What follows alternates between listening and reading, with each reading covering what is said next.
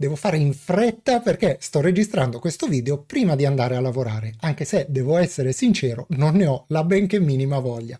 Mi sei testimone che è una cosa che non dico mai, ma lì fuori purtroppo c'è un sole a picco e una temperatura di 35 gradi già dal mattino. Qui a Genova fa caldissimo, c'è un'afa incredibile e non so se arrivo vivo a stasera. Purtroppo però devo andare assolutamente al lavoro, anche perché proprio ieri è uscito il Patch Tuesday di luglio, ovvero l'aggiornamento cumulativo mensile di Microsoft che ci ha riservato sia per Windows 10 che per Windows 11 una serie di sorprese. E quindi, se almeno tu ti senti pronto, iniziamo. E partiamo proprio da Windows 11, ma tranquillo, se per caso hai Windows 10, tra un attimo parleremo anche di lui. L'articolo che utilizzeremo sarà quello di Punto Informatico, che ci racconta un po' di cose per quanto riguarda questo Patch Tuesday. Andiamo a leggere che cosa ci dice. Puntuale come previsto, ha preso il via il rilascio dell'aggiornamento cumulativo obbligatorio KB 5040-442 per Windows 11. Ma attenzione, che cos'è un aggiornamento obbligatorio? Gli aggiornamenti obbligatori, come è agevole intuire, sono quelli che Microsoft forza, volenti o nolenti, sui nostri computer. Le ragioni per cui può essere reso obbligatorio un aggiornamento sono fondamentalmente tre.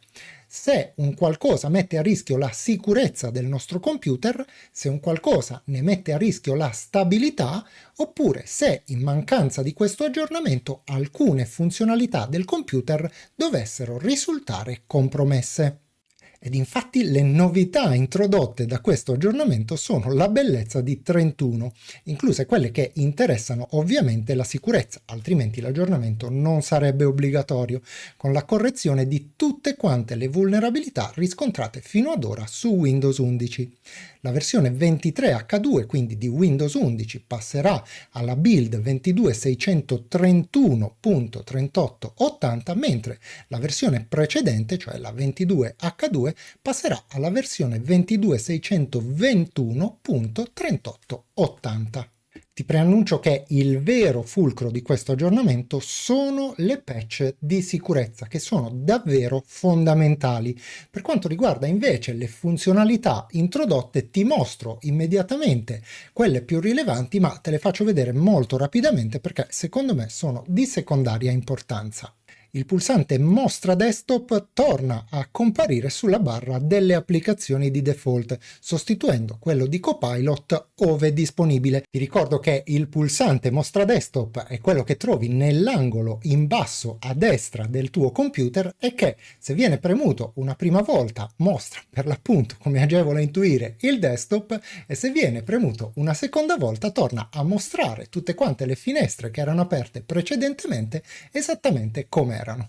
Per quanto riguarda invece Esplora File, viene offerta la possibilità di creare archivi compressi, come già annunciato, con 7-zip e tar direttamente dal menu di scelta rapida, ovvero dal menu contestuale, e cioè quello che apriamo cliccando con il pulsante destro del mouse. E veniamo al vero clou di questo aggiornamento, e cioè il supporto per emoji 15.1, e cioè, come le chiamiamo noi, le faccine. Infatti, con questo aggiornamento vengono introdotti dei nuovi utilissimi simboli per lo scuotimento della testa orizzontale e verticale, che magari può trovare un briciolo di utilità nei commenti di YouTube, una bella fenice, un limone e, casomai ne sentissi la mancanza disperata, un bel fungo marrone insieme ad una catena rotta. Ma quello che sicuramente interessa maggiormente Microsoft è questa esperienza Copilot migliorata, naturalmente ove disponibile. Infatti viene aggiunta un'icona alla barra delle applicazioni, l'icona che era stata tolta e che ha ceduto il posto al pulsante Mostra Desktop, con Copilot che adesso si comporta come una vera e propria app. E veniamo alla domanda clou, ovvero: è sicuro installare questo aggiornamento? Ebbene, per quanto riguarda Windows 11 te lo mostro subito, di Windows 10 ne parliamo tra un attimo.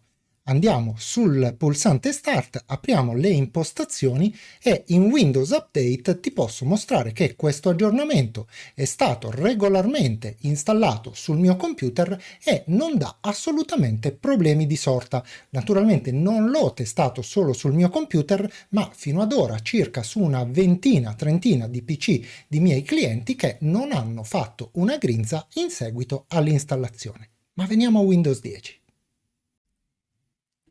Eccoci qui, di questo aggiornamento ci parla Hardware Upgrade. Andiamo a sentire che cosa ha da dirci. Microsoft ha lanciato l'aggiornamento KB5040-427 per entrambe le versioni di Windows 10, cioè la 21H2 e la 22H2. Il nuovo pacchetto viene proposto anche in questo caso come obbligatorio, visto che include le patch di sicurezza del Patch Tuesday di luglio 2024.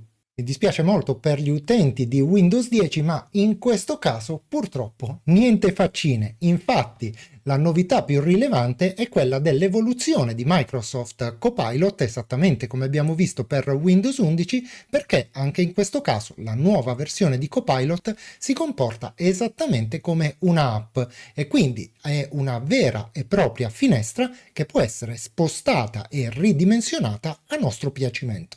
Ma quello che invece più interessa a noi è il fatto che questo pacchetto introduce una serie di correzioni e di miglioramenti che vanno a risolvere una serie di problemi noti e aumentano, a quanto pare per davvero, la stabilità del sistema.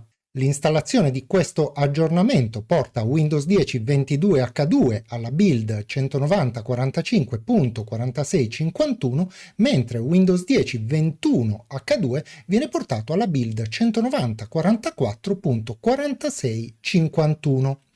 Con questo Patch Tuesday Microsoft ha affrontato e corretto la bellezza di 142 vulnerabilità sui propri software e sistemi operativi. Tra le falle più critiche emergevano tra l'altro 4 Zero Day, ovvero, come ci dice l'articolo stesso, delle vulnerabilità che erano state scoperte ed attivamente utilizzate ai nostri danni prima ancora che fosse disponibile una patch. E nuovamente veniamo alla domanda clou, ovvero è sicuro installare questo aggiornamento anche su Windows 10? Ebbene, incredibilmente la risposta è nuovamente un bel sì.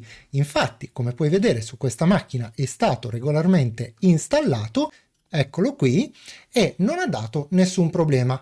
Anche sulle altre macchine su cui ho avuto occasione di testarlo, saranno state circa una quindicina, non ha dato problemi di sorta. Gli unici problemi che ho potuto notare, ma non so neanche dirti se siano dei reali problemi, sono stati un numero strano di riavvii dopo l'installazione dell'aggiornamento stesso. Ma questo probabilmente è abbastanza normale, solo che succede solo su alcune macchine. Tutti gli aggiornamenti nel 100% dei casi sono andati a buon fine. Che strano. E niente, sono riuscito quasi a fare tardi e quindi di conseguenza devo scappare e con il tuo permesso rimanderei i ringraziamenti di oggi alla prossima volta, ma non tutti, perché ce n'è uno che non posso assolutamente rimandare ed è quello dedicato proprio a te che hai guardato questo video, mi hai fatto compagnia nel corso di questi minuti e detto questo non mi resta che salutarti e come di consueto darti appuntamento alla prossima. Andiamo a farci sta sudata.